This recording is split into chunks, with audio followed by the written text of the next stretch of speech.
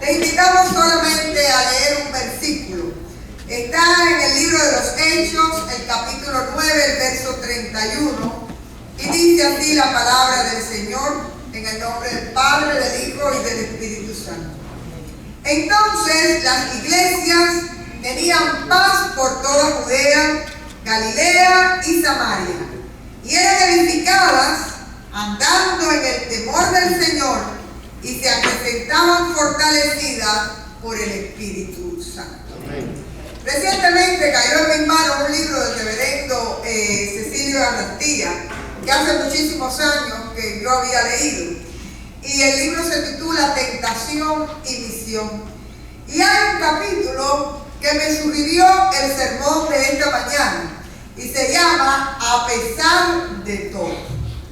Si ustedes se dan cuenta, en ese capítulo 9 es cuando Saulo de Tarso está saliendo buscando, dice que respiraba furia en contra de los cristianos. Sin embargo, en ese capítulo se da la conversión de Pablo, y también ya vamos viendo que el evangelio sale de Judea, Galilea, pero también está en Samaria, es decir, se ha abierto del marco de Jerusalén. Y lo primero es que es una iglesia que ha tenido que enfrentar situaciones difíciles. Hay persecución, acaba de morir Esteban, después tienen que enfrentar los criterios entre Pedro y Pablo, uno por la gracia y el otro por la ley. Sin embargo, en medio de todo eso, de todas esas explosiones emocionales, de todas esas pruebas externas que tuvo la iglesia se fortalecía y la iglesia crecía. Es decir, a pesar de las pruebas, seguían unidos en un mismo sentir, trabajando y edificando la obra del Señor. Esto me hizo recordar una de las historias más dramáticas de esta iglesia que no se mencionó hoy. El templo, que hoy es el comedor, era muy pequeño y muy viejito. Esta propiedad la compra la iglesia americana en los años 50, y entonces está la ilusión de tener este templo. Con mucho sacrificio, tejiendo crucecitas de crochet, se iban vendiendo y así se fueron recaudando los fondos. La construcción, era la construcción del templo. Esto aquí era solar lleno. Y cuando se le dan los $100,000, que en aquella época era bastante dinero, $100,000 al contratista que iba a hacer el templo, el hombre se desapareció con el dinero. Quiere decir que hubo un robo, y aquella hora hubo que seguir construyendo el templo a como se podía. Por eso a veces aquí usted puede ver que las puertecitas de los baños son de alguna madera que quedó, y con mucho sacrificio, con mucho esfuerzo. La elegancia del templo viene después, cuando ya el reverendo Añorga hace la remodelación.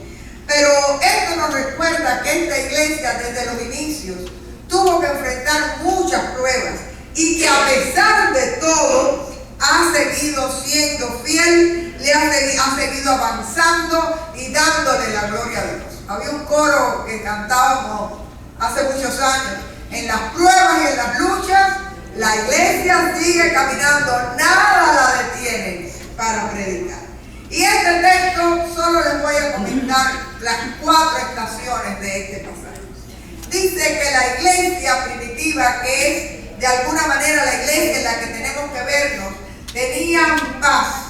Y es interesante porque ustedes dirán, con tantos problemas, ¿cómo podían tener paz? Una iglesia tiene paz cuando está unida en un mismo sentir, cada uno de sus miembros luchando por un mismo objetivo, por la misma visión que Dios les da. Y sobre todo, no se puede avanzar ni crecer cuando en la iglesia no hay paz. Si ustedes han vivido muchos años en la iglesia, se dan cuenta que las contiendas destruyen la obra del Señor. Así que la paz es un elemento fundamental de la iglesia. Dice que la iglesia era edificada, y ustedes dirán, era que crecía en número. Yo les diría, crecía en número, pero también crecía en calidad, en madurez espiritual. Una iglesia, para ser fuerte y sana, lo primero que tiene que tener es madurez espiritual. Y hay dos elementos que tienen que ver con la madurez. Primeramente, la predicación de la palabra.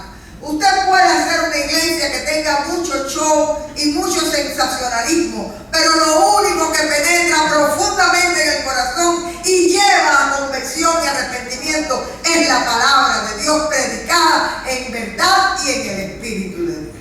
Y déjenme decirles que no hay que colorear esa palabra, no hay que ponerla bonita. Nosotros predicamos a Cristo, Cristo crucificado y resucitado. Esa es la esencia de una verdadera iglesia. Cuando usted empieza a variar el mensaje que se da, la iglesia pierde su identidad.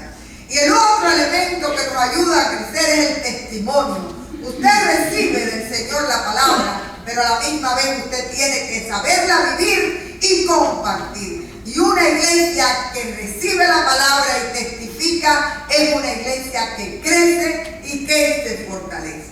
El otro elemento que habla aquí el texto es el temor del Señor. Es decir, vivir con respeto al Señor, amando al Señor, dándole lo mejor al Señor. Y tener, por último, como sello, el Espíritu Santo. Todo lo que hagamos que sea para honrar a Dios, pero movidos por el Espíritu Santo. Ninguna iglesia permanece, prospera y crece si no es movida por la unción del Espíritu Santo en medio de su pueblo y en cada uno de sus creyentes. Así que, hermanos, ¿cuáles son los elementos que tiene que tener una iglesia para llegar a los 45 años y para seguir siendo fieles al Señor? La paz que viene del Señor, que nos une en un mismo propósito, que nos ayuda a trabajar colegiadamente, el crecimiento no solo en número, sino en madurez espiritual de la iglesia, la reverencia a Dios, a quien servimos, todo lo que hacemos es para Él, y sobre todo la dependencia absoluta del Espíritu Santo.